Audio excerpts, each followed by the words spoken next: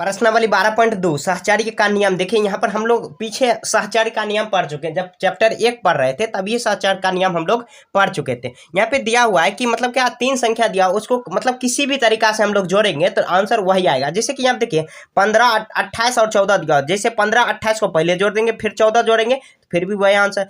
पहले क्या करेंगे, पहले 28 और 14 का जोड़ देंगे, फिर 15 जोड़ेंगे तो फिर भी वही आंसर। तो कह रहा है इसी गुण का प्रयोग करके आपको यहाँ पे कह रहा है कि गुण का चर ए बी सी का प्रयोग करके एक व्यापक रूप में व्यक्त करें। तो यहाँ पे देखिए संख्या बराबर ऐसे लिख देंगे, संख्या बराबर कितना ए बी और कितना दिया हुआ सी, तो सी और सी यहाँ पे दिया हुआ, तो यहाँ पे लिखेंगे सहचार्य नियम। सहचार्य नियम बराबर सहचार्य नियम, नियम और कॉमा लगा देंगे तो व्यापक रूप इसका क्या आ जाएगा, व्यापक रूप बराबर कितना आ जाएगा। तो इसको देखिए ए बी सी को हम लोग किस तरह कर सकते हैं, तो ए प्लस बी और उसके बाद क्या कर सकते हैं सी, तो इसी को बराबर में करके हम लोग कर सकते हैं सी, या नहीं तो पहले क्या कर सकते हैं ए यहाँ पर कर सकते हैं, फिर बी प्लस सी भी कर सकते हैं। तो ये हुआ सहचार्य नियम का व्यापक रूप हुआ। तो ऐसे ही बना के आपको छोड़ देना है, यही इसका आंसर हो जाए। समबाहु त्रिभुज की एक भुजा के दर्शाया गया है, इस समबाहु त्रिभुज की परिमाप के का प्रयोग करते हुए व्यक्त कीजिए। यहाँ पे देखिए समबाहु त्रिभुज क्या होता है, जिसका तीनों भुजा क्या होना चाहिए, बराबर होना चाहिए। तो यहाँ पे देखिए जब ये भुजा के ये के है तो ये भी के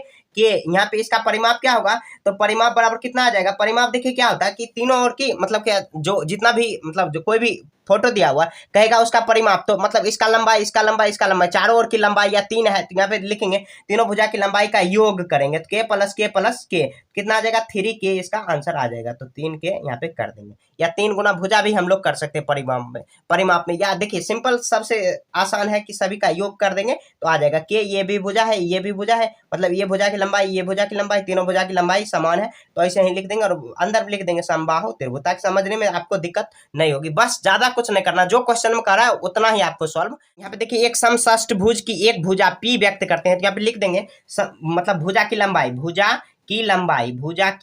बराबर कितना दिया हुआ है, तो भुजा की लंबाई 6 दिया हुआ है, सॉरी 6 नहीं पी दिया हुआ है, पी का प्रयोग करके समषष्ठभुज की परिमाप ज्ञात करिए। यहाँ पे देखिए फोटो इस तरह दिया हुआ, तो फोटो भी बना लेंगे तो अच्छा रहेगा। समषष्ठभुज मतलब क्या, 6 यहाँ पर भुजा दिया हुआ तो सम 6 ही होता है। तो ये पी दिया हुआ, ये भी पी, यहाँ पर भी पी, यहाँ पर भी पी। तो यहाँ पे लिखेंगे परिमाप बराबर सभी भुजा का योगफल होता है। परिमाप बराबर सभी भुजाओं के योगफल, सभी भुजाओं का योगफल। तो कितना करेंगे पी प्लस पी, फिर 3 बार देखिए 6 बार पी है, षष्ठभुज है। यहाँ पे देखिए 1 2 3 4 5 6, तो कितना आ जाएगा 6p हो जाएगा, मतलब 6p इसका आंसर हो जाएगा। तो ऐसे ही बना देना और फोटो भी बना दीजिएगा तो अच्छा रहेगा। तो ऐसे ही आपको बना लेनी।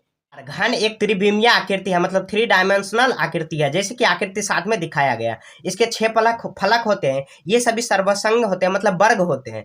करा कि मतलब 6 फलक मतलब क्या, जैसे एक फल, जैसे घन जो होता है, जैसे हम लोग लूडो छक्का तो 1 से 6 तक ही रहता है। घन के एक किनारे की लंबाई कितना दिया हुआ, l दिया हुआ। तो यहाँ पे देखिए घन के किनारे की लंबाई, यहाँ पे का सूत्र निकालना है। यहाँ पे देखिए घन के किनारा की लंबाई, घन के किनारा की लंबाई, घन के किनारे की लंबाई बराबर कितना दिया हुआ, l दिया हुआ। यहाँ पे देखिए तो घन के किनारा बराबर कितना आ जाएगा, तो कुल लंबाई, कुल घन के किनारा, कुल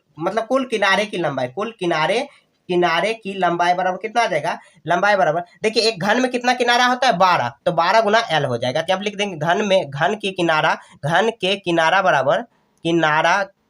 बराबर कितना होता है 12 होता है। ऐसे लिखें एक घन के किनारा बराबर कितना 12। ऐसे ही आपको सॉल्व कर देना। देखिए आपको याद रखना क्योंकि 12 होता है किनारा। आप कोई भी लूडो, जो हम लोग लूडो पासा जो करते हैं वहां पे देखिएगा तो मतलब किनारा 12 होगा, गिन लीजिएगा तो ऐसे भी आ सकता है। तो ऐसे ही वृत्त का व्यास वह रेखाखंड है जो वृत्त पर स्थित 2 बिंदुओं को जोड़ता है, उसके केंद्र से होकर गुजरता है। वृत्त के त्रिज्या r उस पर स्थित किसी बिंदु P के केंद्र C को जोड़ने वाले यहाँ पे रेखाखंड की लंबाई यहाँ पे दिया हुआ, और उसके बाद वृत्त का व्यास, और यहाँ पे C केंद्र है और वृत्त का व्यास दी है, तो उसकी त्रिज्या r के पदों में व्यक्त करिए। यहाँ पे सब दिया हुआ, वैसे ही क्वेश्चन बनाना है। तो वृत्त के व्यास बराबर कितना दिया हुआ, ऐसे d लिख देंगे, वृत्त की व्यास बराबर कितना होता है d लिख देंगे। उसके बाद कितना कर रहा है कि केंद्र कितना दिया हुआ, केंद्र बराबर कितना है c दिया हुआ। उसके बाद वृत्त की व्यास केंद्र दिया हुआ, त्रिज्या क्या दिया हुआ, r दिया हुआ, त्रिज्या बराबर r दिया हुआ।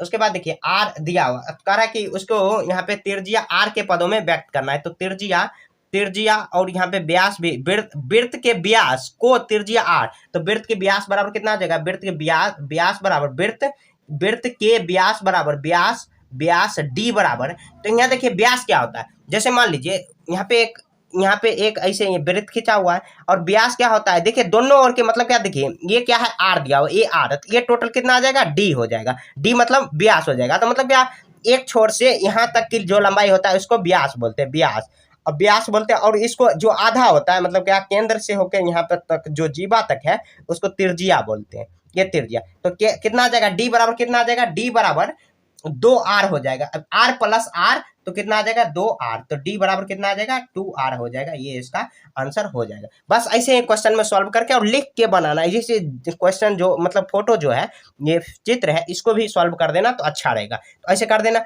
वृत्त के व्यास क्वेश्चन में दिया हुआ, त्रिज्या भी सब दिया हुआ है, तो हम लोग क्या जानते हैं, यहाँ पे d व्यास है, टोटल दिया हुआ, ये आधा त्रिज्या होता है, आधा त्रिज्या, तो कितना आ जाएगा, d बराबर निकालना है, तो कितना, r प्लस 2r को जोड़ेंगे तो कितना आ जाएगा, 2r प्लस 2r हो जाएगा, तो d बराबर 2r इसका आंसर हो जाएगा। तो इस तरह आपको सॉल्व कर देना, और इसी के साथ यह चैप्टर खत्म हो चुका है। कहीं भी आपको समझने में दिक्कत है तो कमेंट में पूछिए, तो मिलेंगे नेक्स्ट चैप्टर में, तब तक के लिए जय हिंद जय भारत।